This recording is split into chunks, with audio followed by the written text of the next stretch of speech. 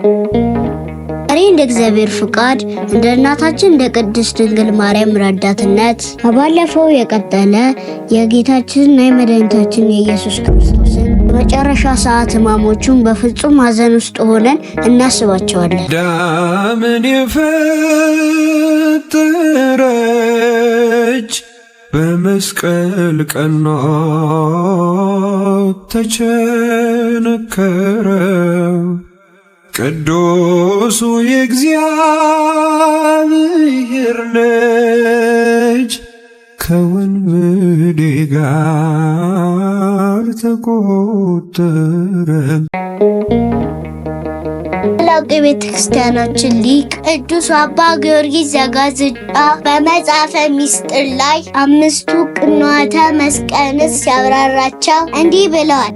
ዘጠነኛው ሕማም የቀኝ እጁን መቸንከር ነበር። የጌታችን እና የመድኃኒታችን የኢየሱስ ክርስቶስን ቀኝ እጁን ሳዶር በሚባል የብረት ሚስማር አይሁድ በጭካኔ በመስቀሉ ላይ አጋድመው ቸንክረውታል። መዝሙር 22 ቁጥር 16 ላይ እጆቼንና እግሮቼን ቸነከሩኝ ብሎ በነቢዩ ዳዊት የተነገረው ተፈጸመ። አዳምና ሔዋን እግዚአብሔር ያስቀመጠላቸውን ሕግ ተላልፈው ዕፀ በለስን በእጃቸው ቆርጠው ክብራቸውንም አጥተው በኃጢአት ወድቀው ነበርና ጌታችን ኢየሱስ ክርስቶስ ስለነሱ ኃጢአት እጆቹን ለብረት ምስማሮች አሳልፎ ሰጠ፣ ሕማሙንም ታገሰ።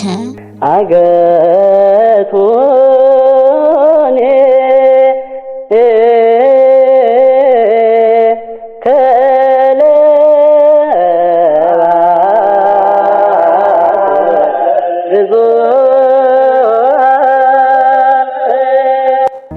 አስረኛው ሕማም የግራ እጁ መቸንከር ነበር። የጌታችንና የመድኃኒታችን የኢየሱስ ክርስቶስን የግራ እጁን አራዶ በሚባል የብረት ሚስማር አይሁድ በጭንካሬ መስቀሉ ላይ አጋድመው ቸንክረው አዳምና ሔዋን እግዚአብሔር ያስቀመጠላቸውን ሕግ በመተላለፍ ዕፀ በለስን በእጃቸው ቆርጠው ሰማያዊ ክብራቸውን አጥተው በኃጢአት ወድቀው ነበርና ጌታችን ኢየሱስ ክርስቶስ ስለነሱ በደልና መተላለፍ እጆቹን ለብረት ሚስማሮች አሳልፎ ሰጠ፣ ሕመሙንም ታገሰ።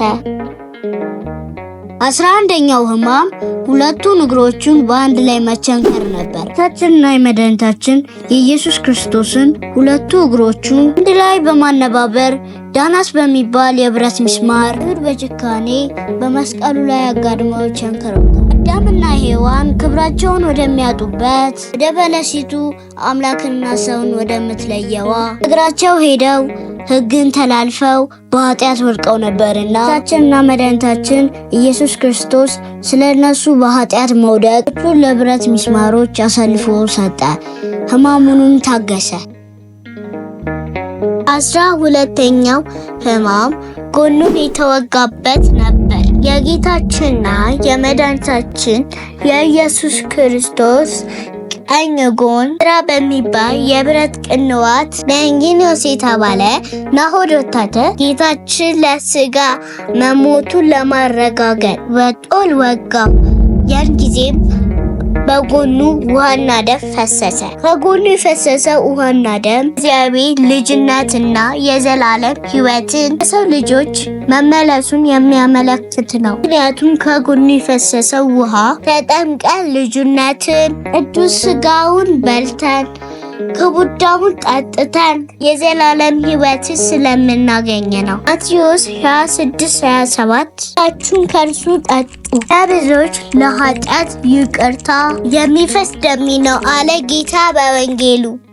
13ኛው ሕማም በጲላጦስ የተላከውን ጽሑፍ መስቀሉ አናት ላይ የመቱበት ነበር። መጨረሻም በጲላጦስ የተጻፈውና ማህተቡን ያኖረበትን ጌታችንና በመድኃኒታችን ኢየሱስ ክርስቶስ ላይ ሲዘብቱበት ኢየሱስ ናዝራዊ የአይሁድ ንጉሥ ብለው በመስቀሉ አናት ላይ ሮዳስ በሚባል የብረት ሚስማር መቱበት። ስለዚህ ጌታችንና መድኃኒታችን ኢየሱስ ክርስቶስ የተቸነከረበት ሚስማሮች 5ቱ ቅንዋተ መስቀል በመባል ይታወቃሉ። ጌታችንና በመድኃኒታችን በኢየሱስ ክርስቶስ ደም የከበሩ ናቸው። የ5ቱ አዕማደ ምስጢራትም ምሳሌዎች ናቸው።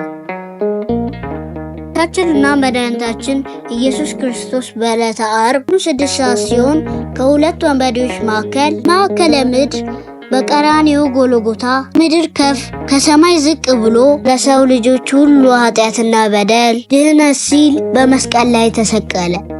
እናቱ ቅድስት ድንግል ማርያም በልጇ ላይ የተፈጸሙ የሐሰት ፍርድ ሲያንገላቱትና ሲገርፉት በመጨረሻም መስቀል ላይ ተሰቅሎ ደሙ ሲፈስ በጣም አምርራ አለቀሰች፣ መጽናናትም አልቻለችም። ዮሐንስ ቢደንቀው ያዘኗ ጽናት አነሳት ደግፎ በብርቱ ሊያጽናናት።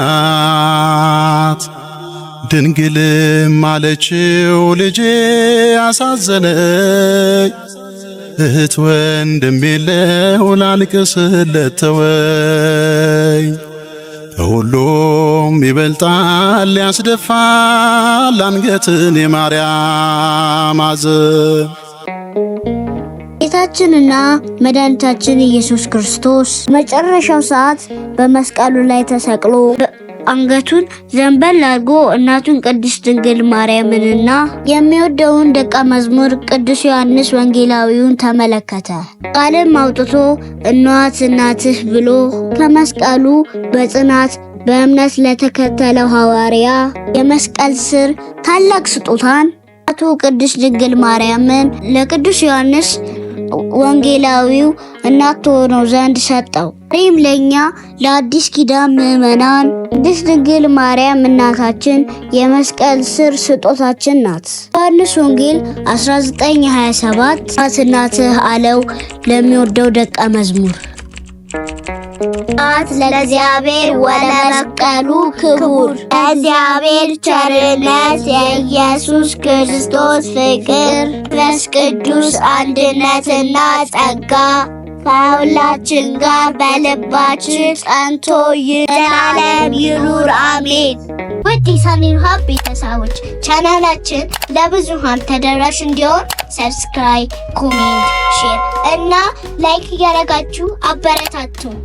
እየተዝናኑ እውቀትን የሚያገኙበት ምርጥ ዩቲዩብ መዳረሻው ሳኒር ሀብ ይሆናል።